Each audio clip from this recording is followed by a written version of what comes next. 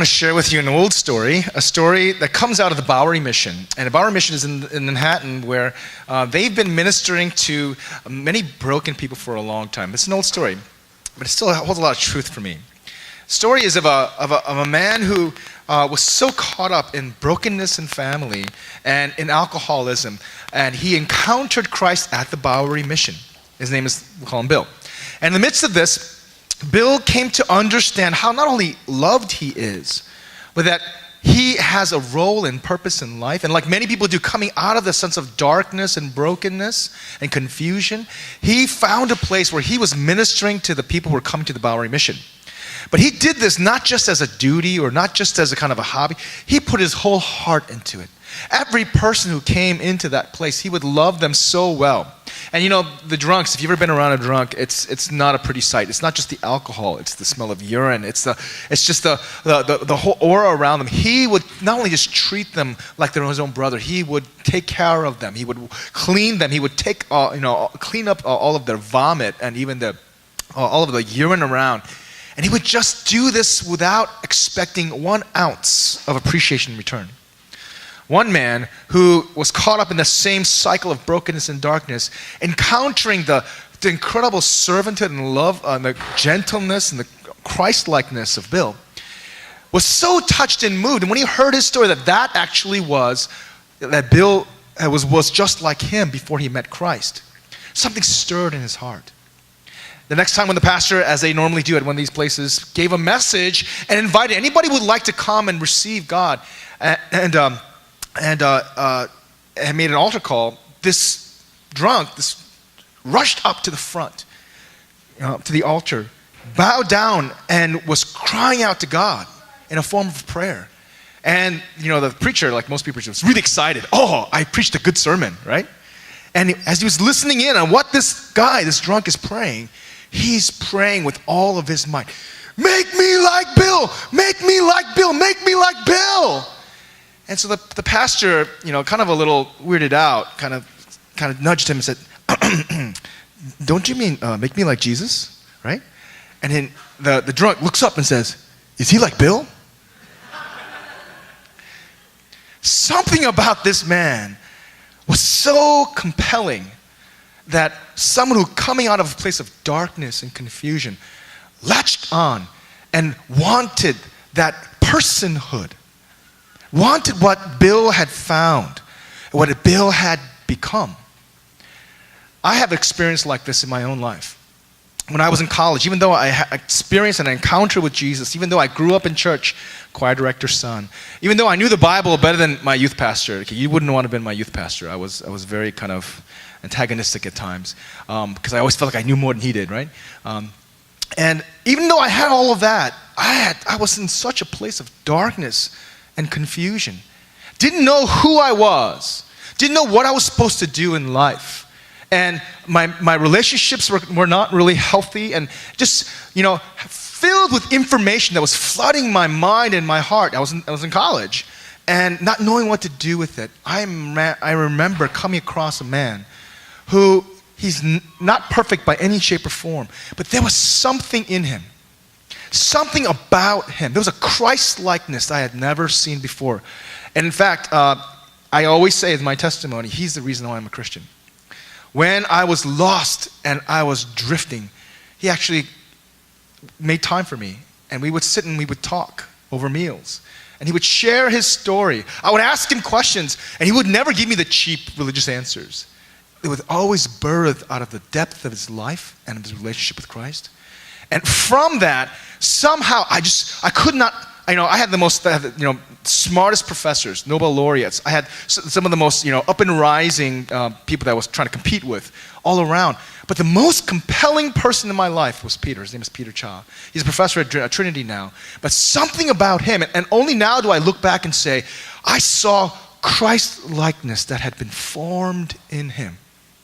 It was who he was. It wasn't just the fact that he, paid for some breakfasts, but it was who he was. That even in my darkness, I could see so clearly that made me want God and come back to God.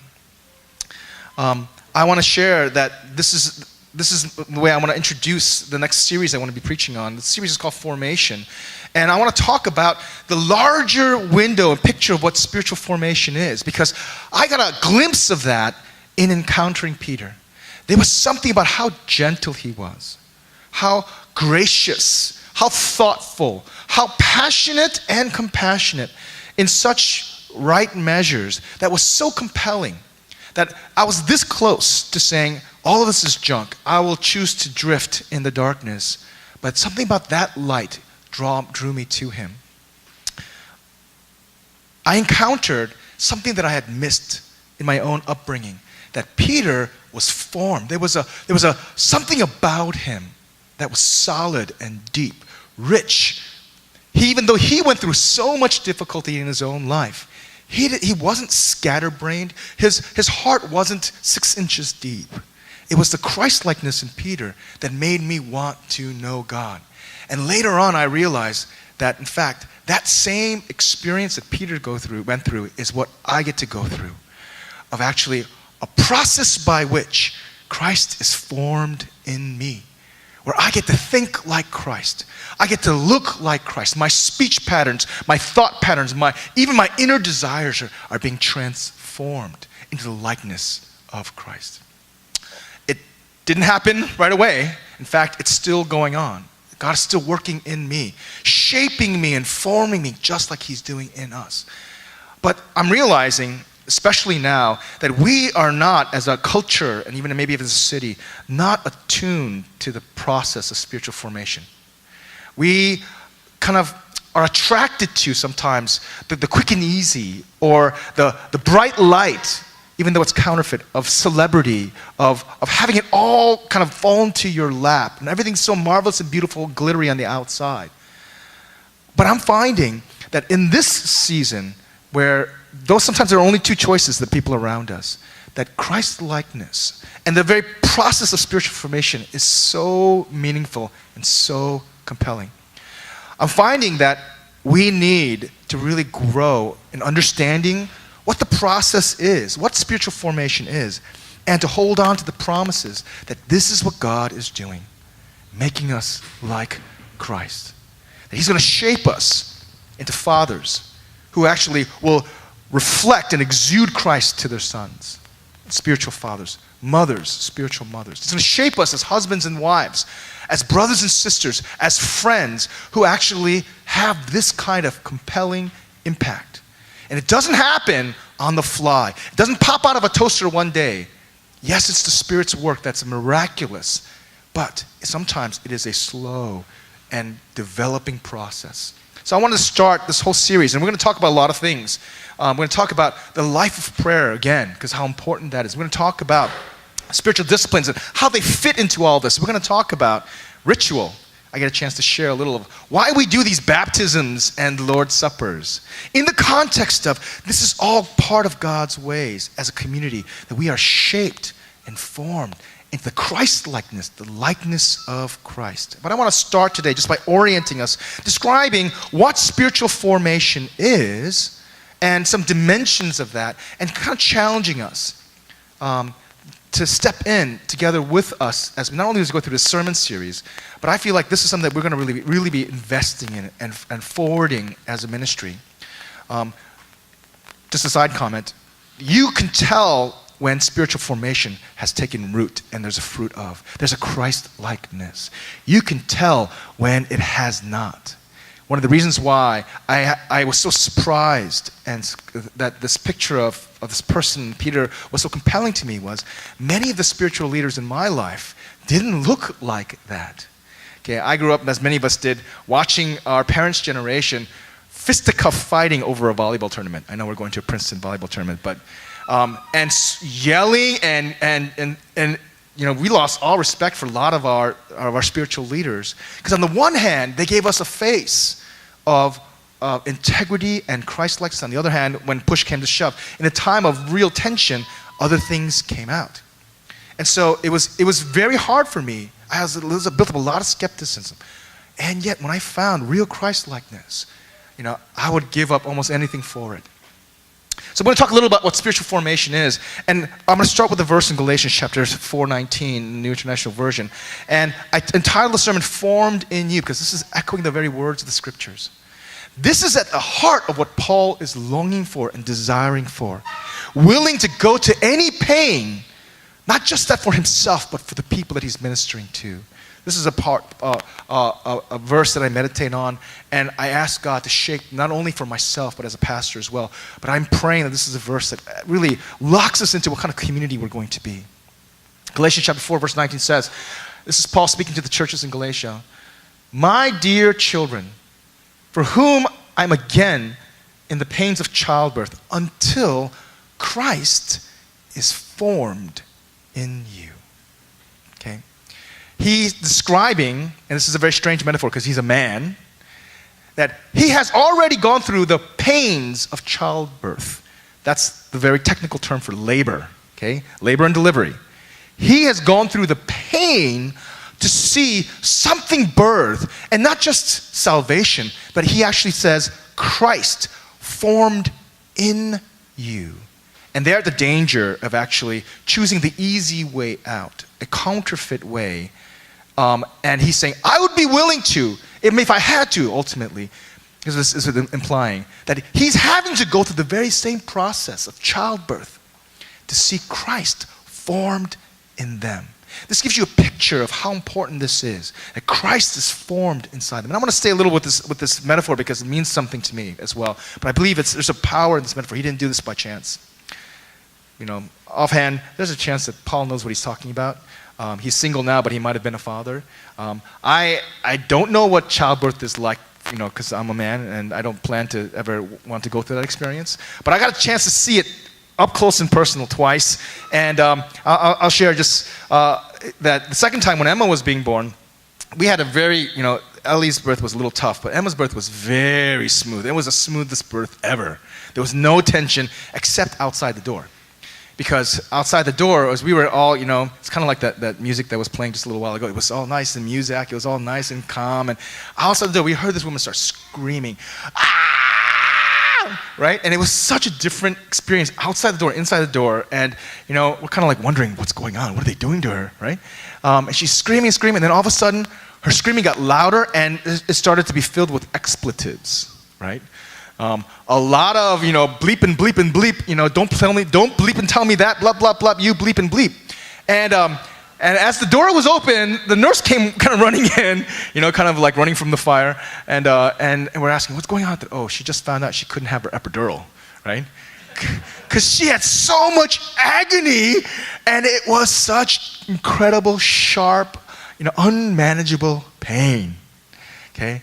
He's saying, that's what it took for him to see Christ begin to be formed in them, right?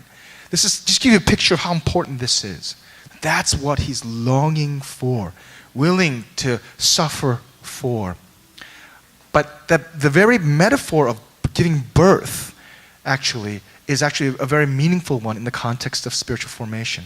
Something is being birthed in you. Someone.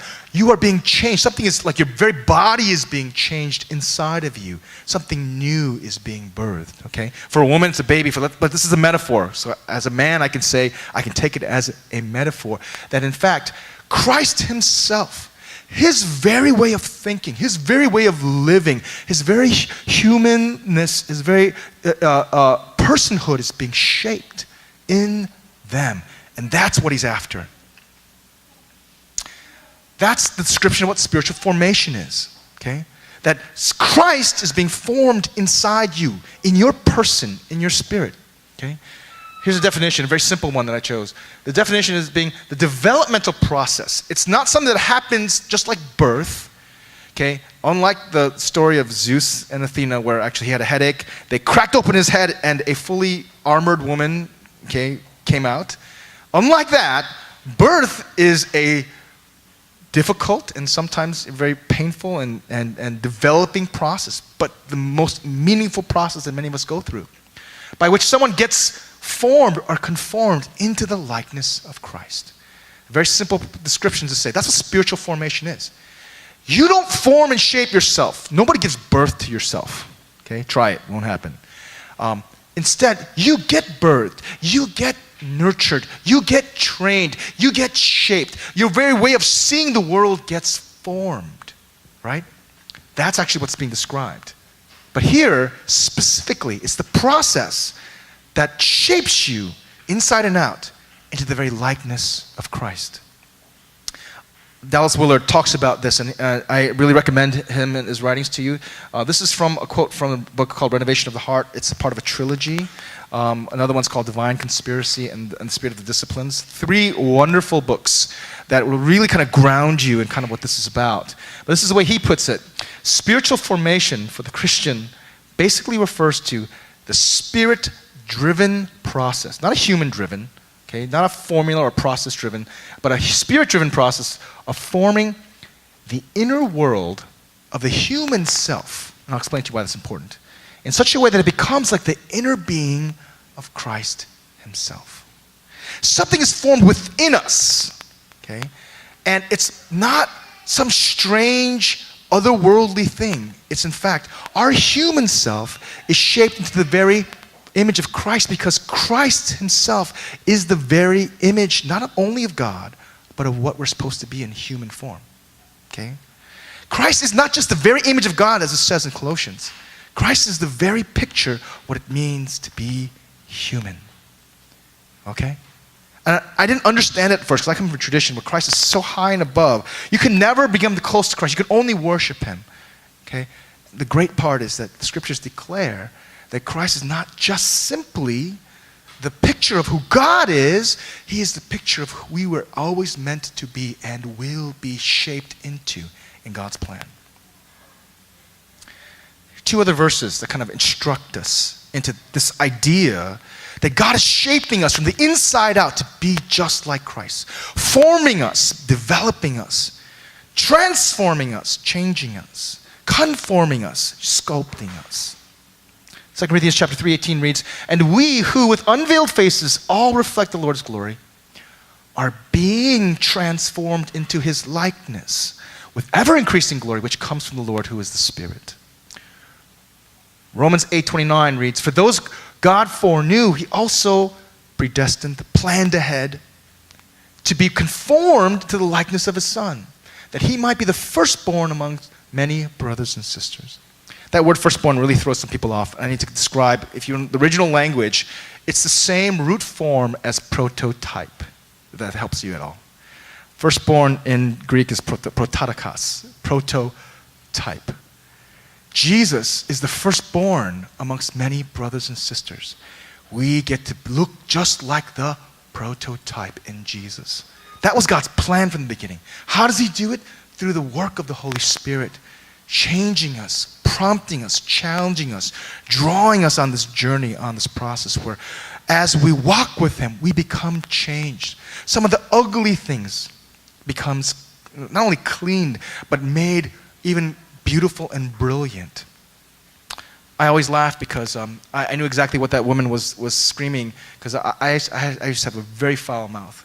The time when I actually knew Peter, I was in this fraternity, and you've heard you guys talk a certain way. I learned that speech really well.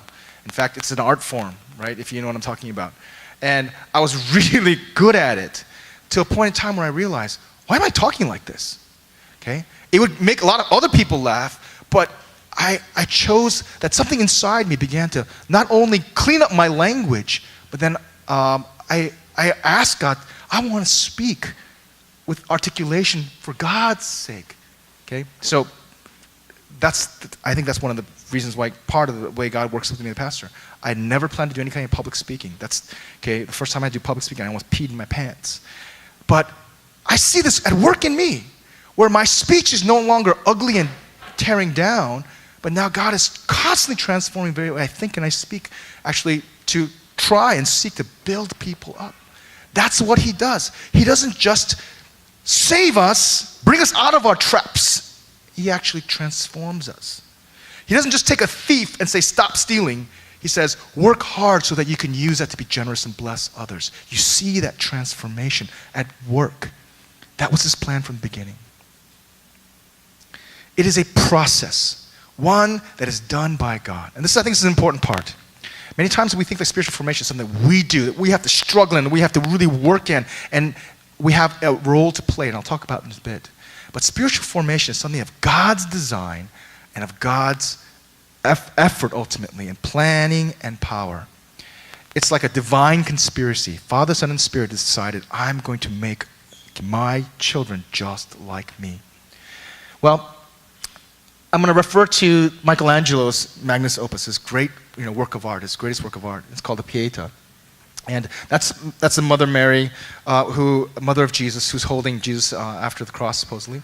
But if you have a chance to see this, it is said that this is one of Michelangelo's most intricate, most finished work. He put incredible vision and passion to seeing this birthed, to the place where he didn't choose just any old piece of stone that came to him. He actually went to the very quarry, and he looked. He had an idea of what was commissioned to him, and he had an idea of what kind of stone he needed. And he went to the quarry, and he looked and searched and searched and searched, until finally he found the very stone that had the right grain, the right color, the right consistency. And then he was there as they cut it, and he brought it back to his workshop. And he worked on this day and night for 2 years. Yeah. Can you imagine the kind of, I don't know if anybody worked on day and night anything for 2 years? Just the amount of energy, how carefully he must have had to be. Not start off with the hammering and the chiseling and the scraping, and then the filing and the sanding and then the polishing. 2 years to get that kind of intricate work. Because he had this vision in mind, this likeness in his heart and his mind, that he saw it in the stone and was willing to work and develop that in that process. 2 years, day and night. I see a little picture of how God sees us. Rough in stone. But there's something about the way he put us, he's made us in the very image of God. He's going to shape and craft us, even chisel and hammer, sand to the right proportions, because he has a picture in mind, a likeness, and it's the likeness of Christ. So that's why every time I think of it, I love artists, because I think artists reflect the very heart of God. God loves to bring something out of nothing and create beauty, with substance and majesty. So part of the reason I love artists is because I'm a horrible artist.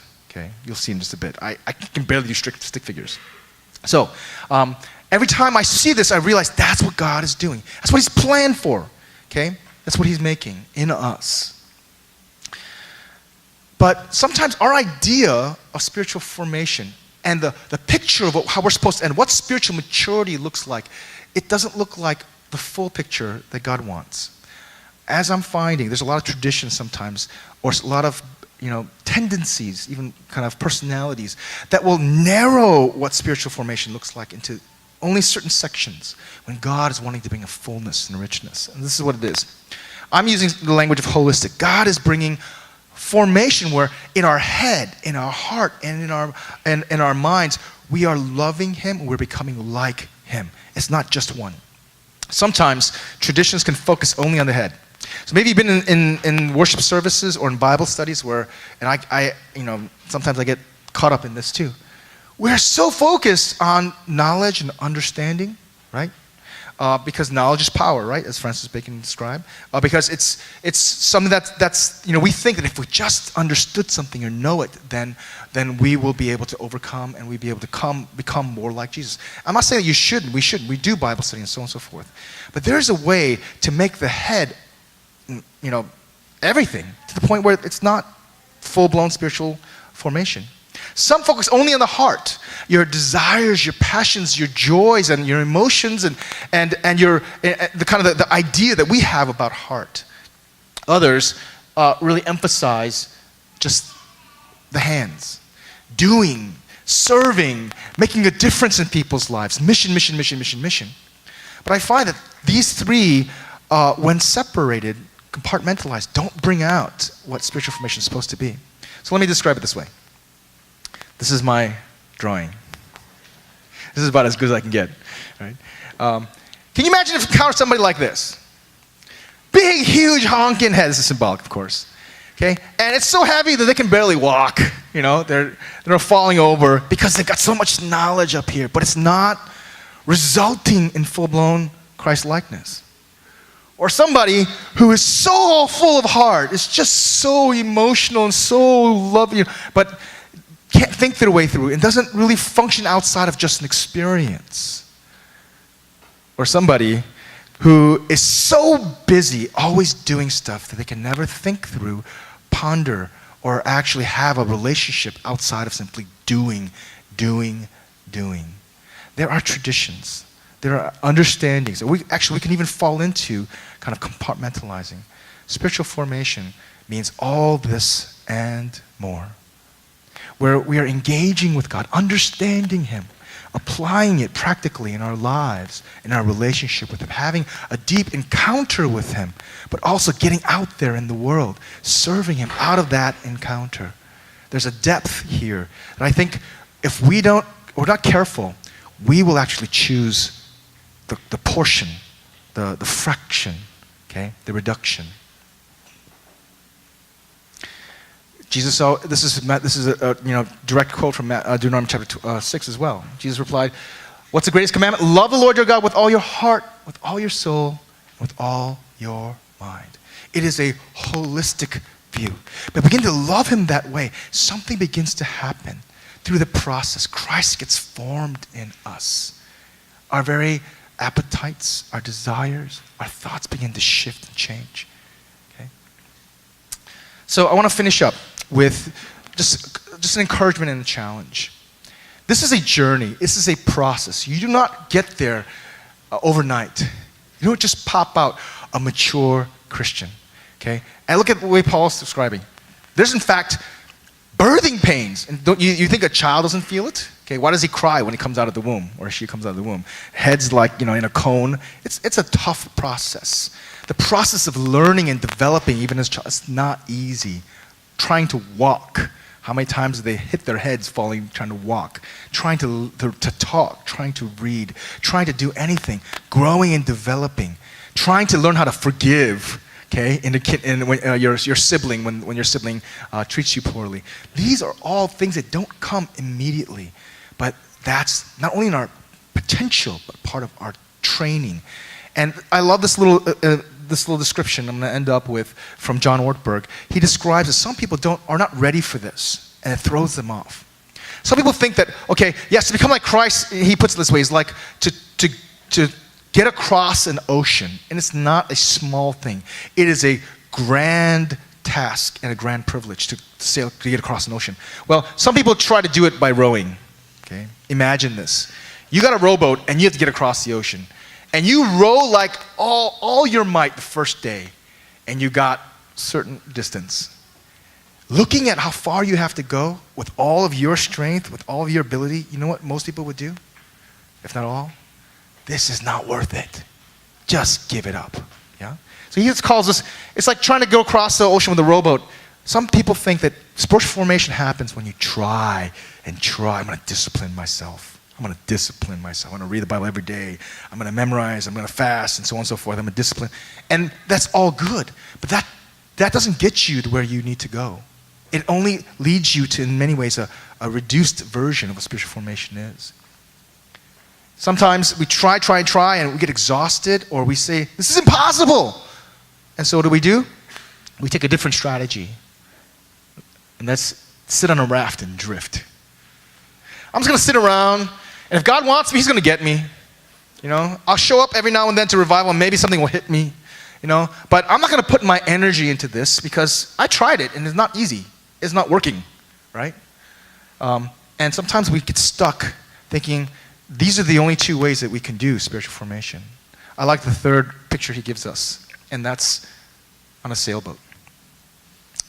That you're not limited to only your resources. In fact, how do you get across the ocean is there are winds. It's the Spirit of God that does this. But you don't just sit there and drift in the wind, you put up sails. And you follow the compass, you follow the direction of the captain of the boat that knows how to get you to the other side. This is a journey. And in the course of this series, we're going to talk about some of the things, some of the sales that we can incorporate into our lives, into our relationship with God. Settle that in as a part of, God, you're shaping me, you're forming me, you're transforming, you're sculpting me, and I'm walking with you. I can see with the eyes of my heart where I'm ending, to the very likeness of Christ. And I'm really feeling as though this is actually where God has us. Not just in the large experience, but even as the LT were meeting yesterday, we're talking about how we feel like God is working, not just even in the small groups, but in the real aspects of life and our relationship with God. And so at the end of this series, we're also actually working at the same time to develop, as we have been, a leadership process, a mentoring process. That's where it's leading up to. It's not going to come right away. It's going to take time for us to process this. I'm going to invite you into this. But I wanted to start with the large picture. This is what spiritual formation is. God has an image of Christ planned for each and every one of us. Would you bow your heads with me? And maybe you know this. I don't have to tell you. I don't have to preach this to you. You know the person that you long to be, meant to be. But you're exhausted from trying. Or you're just discontent from drifting.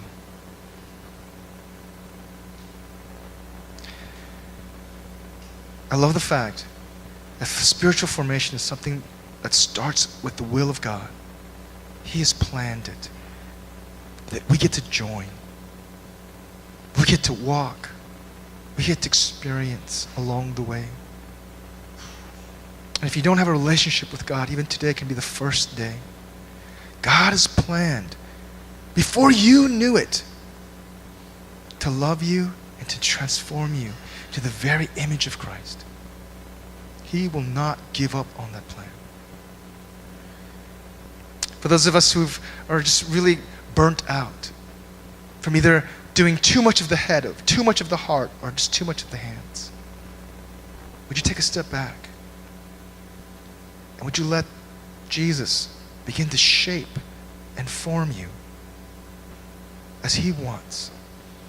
I can tell you, sin and Satan and the world are busy trying to form you in immaturity, in superficiality, in ugliness, and brokenness. But there's a divine conspiracy at work. Father, Son, and Spirit. They will go to the furthest extent, and they have, in order to shape you to the very likeness of Christ. Would you just submit to Him? If there's a place in your life where you are just so exhausted, ashamed of, broken over, and you've tried, begin to say, Lord, not my picture of who I'm supposed to be, but yours. Not my way of getting there. Would you begin to hold on to His promise? He is already forming Christ in you. And put up some sails. Spend some time praying. Hi, this is Pastor Martin from New Vision Community Church. Thanks for taking the time to watch the video.